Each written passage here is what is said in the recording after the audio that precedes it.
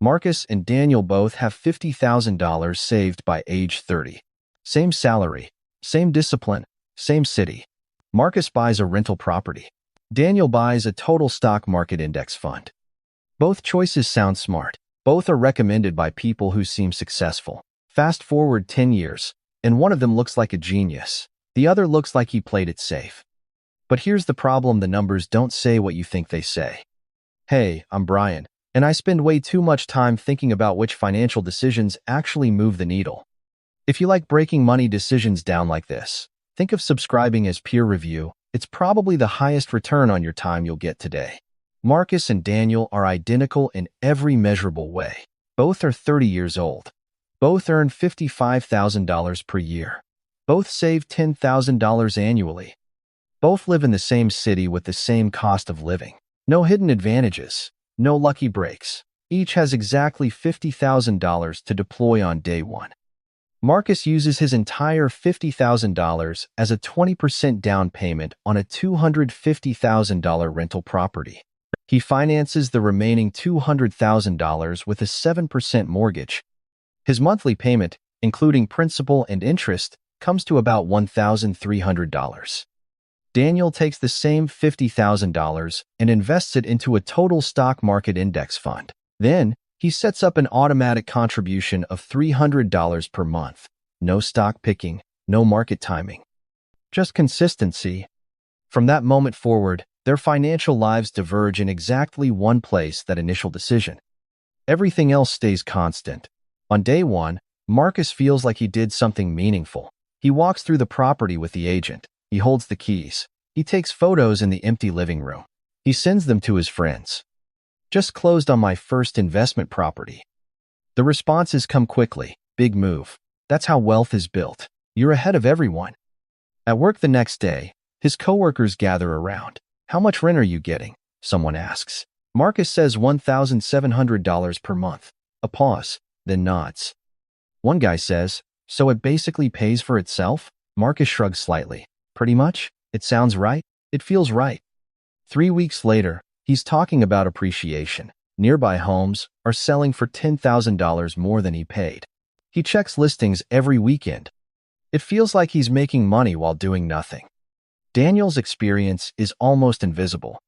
He opens an app. He invests $50,000 into a total market fund. The screen confirms the purchase. That's it. No keys, no photos, no conversations. At work, no one asks him anything. His account moves up $1,000 one week, down $800 the next. It feels random. It feels unimpressive. There's no story to tell. Marcus has something tangible, something people understand. Daniel has a number on a screen. One feels like progress. The other feels like waiting. But feelings and math are two very different things. The honeymoon phase years, 1, 3. By the end of year 1, Marcus's property is rented. He's bringing in $1,700 per month. His mortgage, taxes, and insurance total about $1,400. On paper, that's $300 per month in profit. He's sitting at dinner with a friend, explaining it. It's cash flowing. The friend leans back. So the tenant is basically paying your mortgage? Marcus nods. It sounds simple. It sounds powerful. In year 2, rent increases to $1,800. The property value edges up to around $270,000. On paper, his equity grows. He starts browsing listings again. One property turned into an idea of many. At a small gathering, someone asks what he's been up to. Real estate, he says. The tone of the room shifts slightly. People lean in. One person says, I've been thinking about that too. Another asks, how did you start? Marcus walks them through it. He sounds confident. Daniel's experience is quieter. He invests $300 every month. No changes, no decisions.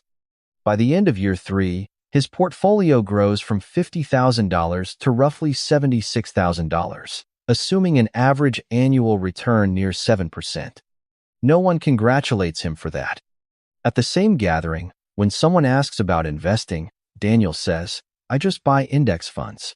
There's a pause. Someone nods politely. Then the conversation shifts back to Marcus. Because one is a story. The other is a system. But behind the scenes, Marcus starts noticing small cracks. An $800 plumbing repair in year 1. A $1,200 HVAC issue in year 2. 2 weeks of vacancy that cost him about $800 in lost rent. Nothing dramatic, just friction. By the end of year 3, his total net cash flow isn't the expected $300 per month. After real expenses, it lands somewhere between $2,000 and $4,000 total over 3 years. That's when the question appears. Not, is this working? But, why does this feel tighter than it looked? If you're new here and just subscribed, comment your name below. I read every comment and shout out new subscribers in my next video. I do appreciate you joining me on this finance journey. The hidden costs breakdown. That $300 per month was never guaranteed profit. It was a simplified estimate. Property taxes increase gradually. Not enough to panic, just enough to compress margins. Insurance premiums follow the same pattern.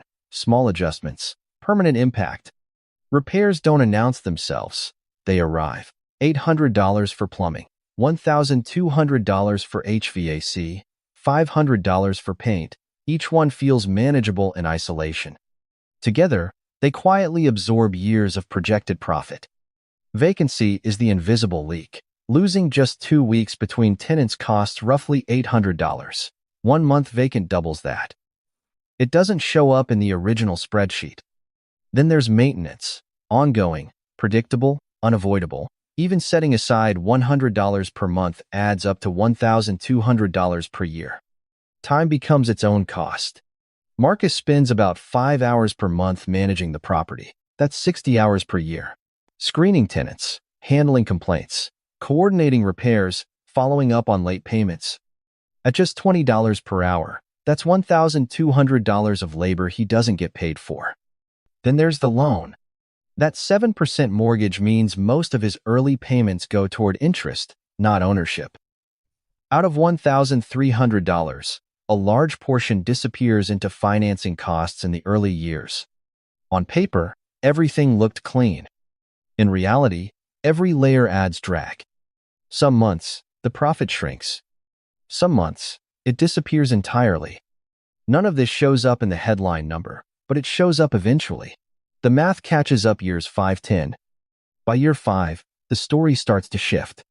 Marcus's property is now worth around $300,000. On paper, that looks like a $50,000 gain. His loan balance has dropped slightly, so his equity sits near $130,000. That sounds impressive, but the cash flow tells a different story. After property taxes, insurance, repairs, and occasional vacancy, his real return settles closer to 3 to 5% annually on the money he actually put in. Some months feel good, others feel flat. Daniel hits year 5 with a portfolio around $110,000. That includes his original $50,000 and consistent $300 monthly contributions. Nothing dramatic happened. It just kept growing. By year 7, Daniel crosses roughly $140,000. The interesting part is no longer his contributions, it's the growth itself. The account starts moving by $5,000 to $10,000 per year without him doing anything different. At a work lunch, Marcus is explaining a recent tenant issue. They paid late again, he says. Someone asks if it's still worth it. He pauses. Yeah, overall, yeah. It's not as automatic as it sounded before. Daniel is sitting at the same table. No one asks about his portfolio. It doesn't come up. By year 10, the numbers converge in a way most people don't expect. Marcus's property is worth roughly $350,000. After 10 years of payments, his equity lands somewhere between $170,000 and $184,000. Daniel's portfolio sits between $165,000 and $180,000. They're almost the same, but the paths were not. Marcus managed tenants, handled repairs, absorbed stress, and concentrated his risk into one property. Daniel automated $300 per month and waited. Same destination. Very different experience. The real divergence, year 20th. By year 20, both paths mature. Marcus's property is now worth between $450,000 and $500,000. His mortgage is mostly paid down.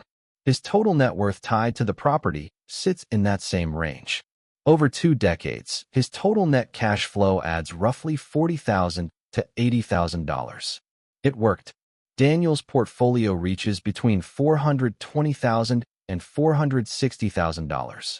Out of that, only $122,000 came from his own contributions. The rest is growth. No tenants, no repairs, no phone calls, just time. The gap between them isn't massive. Both built something meaningful, but the difference is how they got there. If Daniel had increased his monthly contribution from $300 to $400, his portfolio would likely push past $500,000. A small behavioral change, a large outcome shift. Marcus couldn't easily replicate that without taking on more debt, more properties, and more risk. One path scaled quietly. The other required effort to scale it all. The honest defense of the exciting choice. Now, to be fair, real estate wins in specific, identifiable situations. Leverage is the biggest one. Marcus controlled a $250,000 asset with just $50,000. If property values rise faster than expected, that amplifies returns in a way stocks simply can't replicate. There are also tax advantages. Depreciation allows property owners to reduce taxable income on paper, even while the asset increases in value. That's a structural benefit. And then there are strategies. House hacking: living in one unit while renting out others can dramatically reduce personal living costs. A 1031 exchange allows investors to defer taxes when rolling gains into new properties. Forced appreciation through renovations can increase value beyond market growth. These are real advantages. In the right hands, in the right market, with the right execution, real estate can outperform. But those outcomes require skill, effort, and precision. They are not automatic. The real mistake isn't choosing real estate or stocks. The trap is choosing based on incomplete information. It's the highlight reels, the YouTube thumbnails promising passive income, the podcast clips that skip over the hard parts, the dinner conversations where only the wins get mentioned. Both paths work. Both have trade-offs. The question isn't, which one is better? The question is, do I understand what this actually requires from me? Because the real question isn't real estate versus stocks. It's what happens when you combine them. Most people think they have to choose one path. They don't. And the strategy that quietly outperforms both is almost never talked about. Because the real principle is simple. The best investment isn't the one with the highest return. It's the one you can stick with long enough for the math to work.